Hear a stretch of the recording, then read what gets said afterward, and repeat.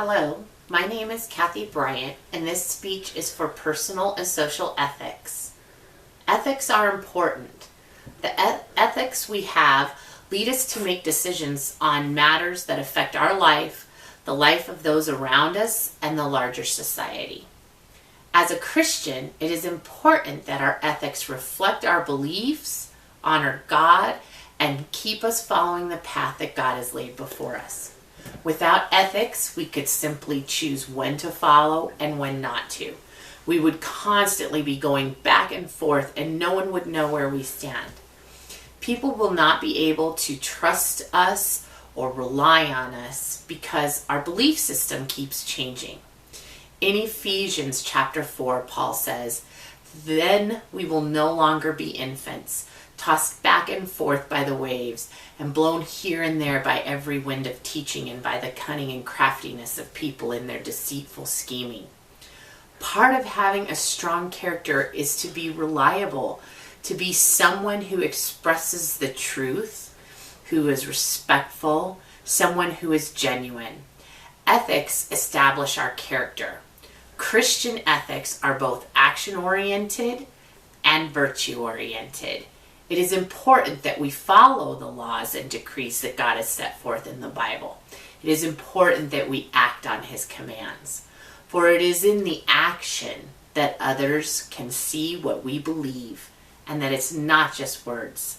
It is for this reason that James, Jesus' brother, said that faith without works is dead. Not only do others observe what we do, but when we act on our faith, it grows. It helps us to mature in our own walk. On the other side of the coin, Christian ethics are also virtue-based because we are called to emulate Christ's behaviors. Yet we realize that we cannot simply will ourselves to do so, but we must rely on the indwelling of the Holy Spirit.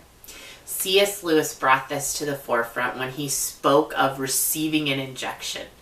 The Spirit injects itself into us, inoculating us so that we can make wise decisions and discern from which path is the correct one.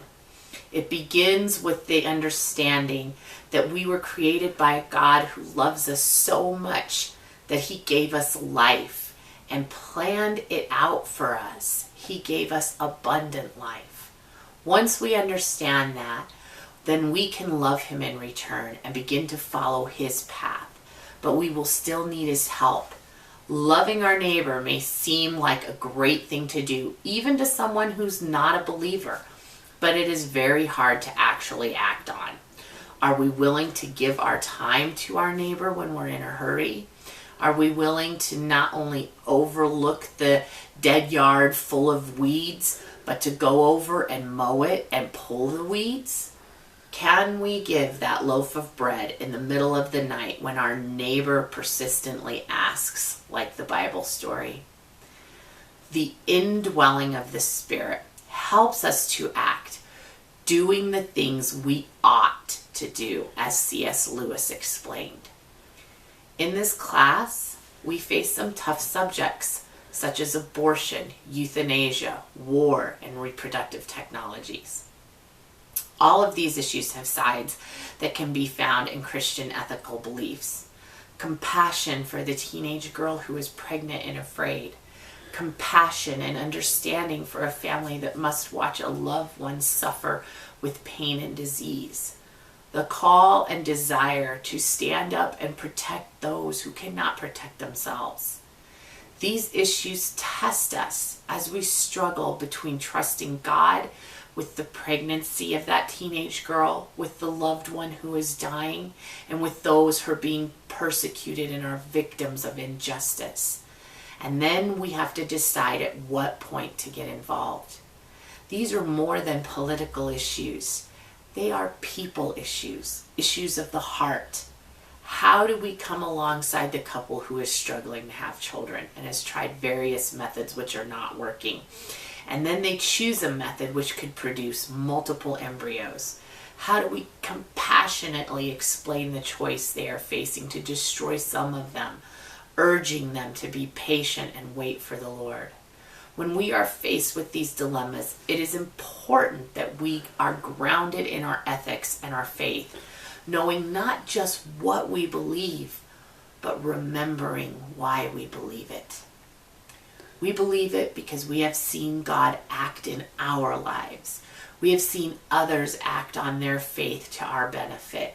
We have seen those selfless acts which spur us on to do something more than what we had planned for that young teenage mother.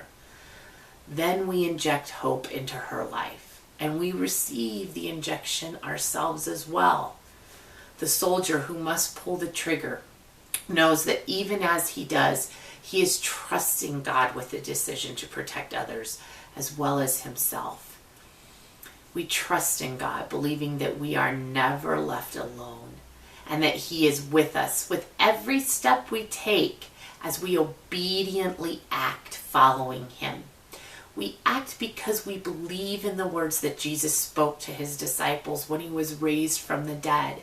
As he departed from them, he said to them, "Go and make disciples of all nations, baptizing in the name of the Father and the Son and the Holy Spirit, and teach and obey everything that he had commanded," because he would surely be with them until the end of the age.